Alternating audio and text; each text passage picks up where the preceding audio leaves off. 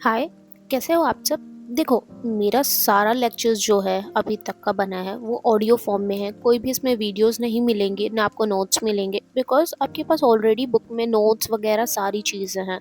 Telegram में आपको unlimited notes मिल जा रहे हैं, आपको बुक्स में बहुत बेहिसाब थ्योरीज मिल जा रही हैं। इसलिए मैं इसमें कोई भी ऐसा वीडियो कंटेंट नहीं बना रही हूँ, क्योंकि मैं नहीं चाहती हूँ कि आप डिस्ट्रैक्टेड फॉर्म में ये चीज़ें सुनो। इसलिए मैं चाहती हूँ आप सिर्फ आँख बंद करो या बुक उठा लो और इसको कंसंट्रेशन के साथ मेरे सारे लेक्चर्स सुनो, ताकि आपको सारी मेमोरीज में ये इमेजिनरी फॉर्म में बनता जाए। जैसे आप सब म्यूज़िक सुनते हो, अब म्यूज़िक के व्यूज़ देख के उसको याद नहीं करते हो, ना उसको रिटेन करते हो, सिर्फ आपको गाने लिरिक्स याद रहती है, इसलिए वो आपको गाना पसंद होता है।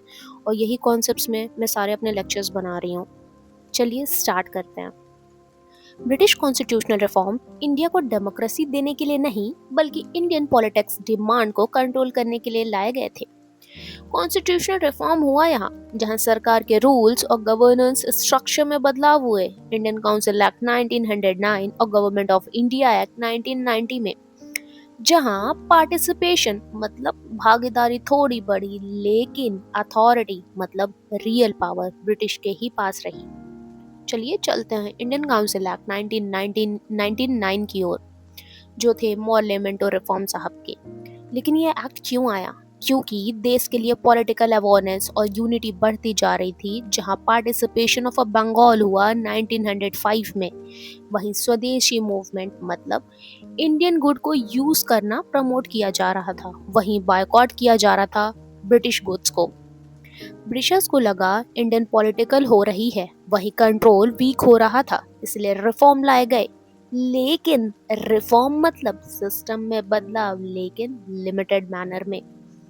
चलिए बढ़ते हैं लेजिस्लेटिव काउंसिल की ओर, जहां लॉ बनाने वाली असेंबली मतलब विधानसभा जैसे स्ट्रक्चर था। सेंट्रल लेजिस्लेटिव काउंसिल 16 से 60 मेंबर तक बढ़ाई गई और प्रोविंशियल लेजिस्लेटिव काउंसिल भी बढ़ी।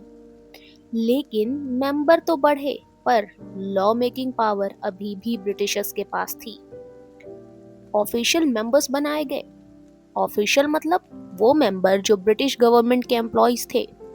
नॉन ऑफिशियल मेंबर भी बढ़े, मतलब इंडिया या नॉन गवर्नमेंट लोग। सेंटर में ऑफिशियल मेजॉरिटी बढ़ी, जहां ब्रिटिशर्स हमेशा ज्यादा नंबर में हुए।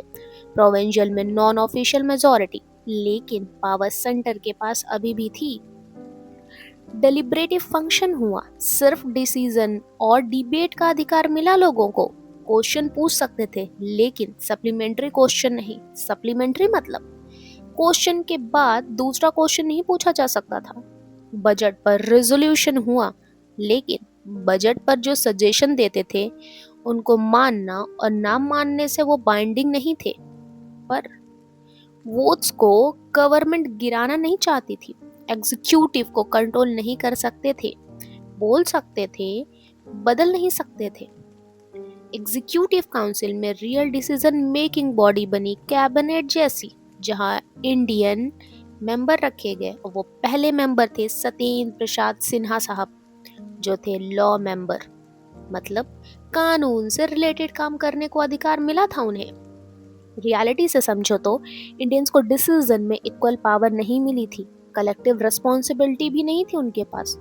पर कलेक्टिव रिस्पॉन्सिबिलिटी क्या होती है? मतलब पूरी कैबिनेट लेजिस्लेचर के सामने जवाबदेह होगी। कॉमनल इलेक्टोरेट बनाया गया। सेपरेट इलेक्टोरेट, वोटर अपने रिलीजन के कैंडिडेट को ही वोट करेंगे, जैसे मुस्लिम भाई मुस्लिम को व हिंदू हिंदू को। लेकिन ये डेंजरस क्यों था? क्योंकि पॉलिटिक रिलीजन के बेसिस पे डिवाइड हो रही थी और नेशनल यूनिटी ब्रेक हो रही थी। इसी की वजह से इंडिया और पाकिस्तान का डिवीजन हुआ था, याद है ना? कम्युनलिज्म मतलब क्या होता है? मतलब रिलीजन के बेसिस पर पॉलिटिक्स। लॉर्ड मिंटो साहब को बोला गया father of communal electorate. Separate representation भी रखा गया यहाँ पे, जहाँ अलग अलग ग्रुप को अलग अलग सीट दी गई। चैम्बर ऑफ कॉमर्स को बिजनेस ऑर्गेनाइजेशन, यूनिवर्सिटी, जमींदार व बड़े बड़े लैंड ओनर्स। इसका मतलब ये हुआ कि एलाइट क्लास को ज्यादा पावर दी गई, लेकिन कॉमन लोगों को एक्सक्लूड कर दिया गया। वहीं इसके कुछ पॉजिटिव और निगेटिव भी इम्पैक्ट हुए। जो ये थे कि पार्लियामेंट कल्चर स्टार्ट वहीं से हुआ था 1909। इंडियंस को गवर्नेंस का एक्सपीरियंस भी वहीं से मिला, लेकिन कम्युनलिज्म लीगल हो गया था, एग्जीक्यूटिव अनअकाउंटेबल रहा। अनअकाउंटेबल, अकाउंटेबल का ही अपोजिट फॉर्म। अकाउंटेबिलिटी मतलब जवाबदेही। चलिए बढ़ते हैं गवर्नमेंट ऑफ इंडिया एक्ट 1919 की ओर, जो था मॉन्टेग्यू क्लेम्स फॉर रिफॉर्म। लेकिन ये एक्ट क्यों आया? क्योंकि वर्ल्ड वार 1 हो रहा था, इंडियंस ने ब्रिटिशर्स को सपोर्ट दिया।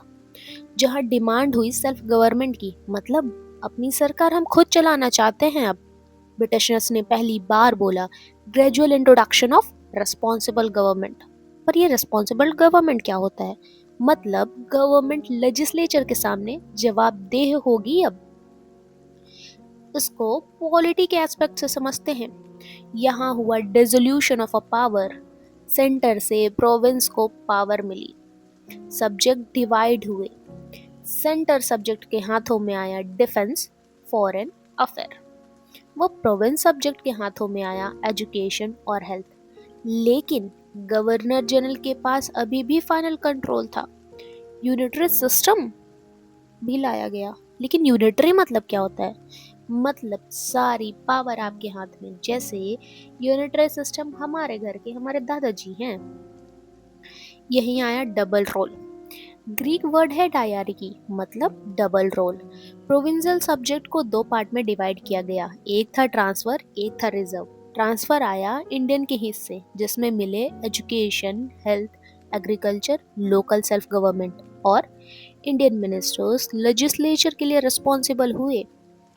रिजर्व सब्जेक्ट गया ब्रिटिशर्स के हाथों, जिसमें police, justice, land revenue, finance. Governor और एग्जीक्यूटिव काउंसिल लेजिस्लेचर के लिए रिस्पॉन्सिबल नहीं थे। प्रॉब्लम ये हुई कि पावर ब्रिटिशर्स के पास ही रही, लेकिन इंडियंस को ब्लेम किया गया। बाइकैमरल लेजिस्लेचर भी आया, मतलब दो हाउस वाली लेजिस्लेचर। काउंसिल ऑफ स्टेट मतलब अपर हाउस, लेजिस्लेटिव असेंबली मतलब लोअर हाउस। बाइकैमरल को रियल लाइफ से समझो, दो हाउस जैसे हमारे हैं ना, राज्यसभा और लोकसभा।